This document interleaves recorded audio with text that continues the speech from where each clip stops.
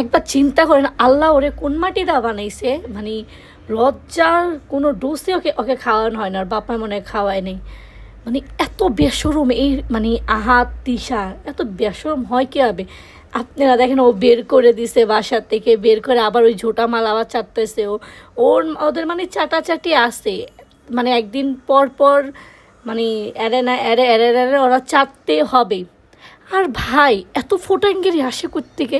এই টিকটকের টাকা টিকটক সরি ফেসবুক টাকা দিয়ে ফেসবুকের কিন্তু আফা ঘরে তো আপনার চাল নেই, আপনি যে এত ফোটাঙ্গিরি দেখান, এত দেখান।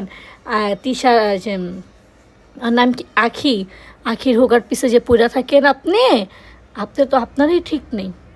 আখি দেখেন ডাল ভাত যেভাবে খাই আসে গোলাম ওর ঘরে 3 বেলা না খাইতে পারুক 2 বেলার খাবার করলাম আছে, আপনার ঘরে নাকি তাও নেই। আল্লাহ ছি আপা, আপনি হলো বিশ্ব সুন্দরী, আপনার ঘরে যদি এইগুলা থাকে না তাহলে কি হয় বলেন?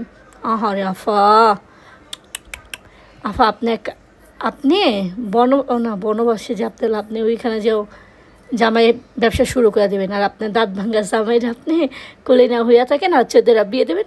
কোন দিন ভাই যেদিনকা তোরা একটা এরকম একটা মাইয়ার হাতে পড়বি, মানে যে তোর বংশ নির্বংশ করে দেবে। আমি দোয়া করি এই রোজার মাস, আমি দোয়া করি তোদের ভাইকে জানি এরকম একটা মেয়ে আসে যে মেয়ে তোকে বাঁশ দিয়া চেরা চামচে দাঁড়া করাইতে পারে, ঠিক আছে? আর দাঁত হচ্ছে দাঁত বসতি, মানে ভাব নেই কি বসতিয়ে ছোটো লোক তোরে গালি দিতে পারো। আমার ইচ্ছে মন তুই যদি কখনো আমার সামনে প্রশ্ন তোর চুল সিরা সাকারিন দেখাইতাম, গন্ধ।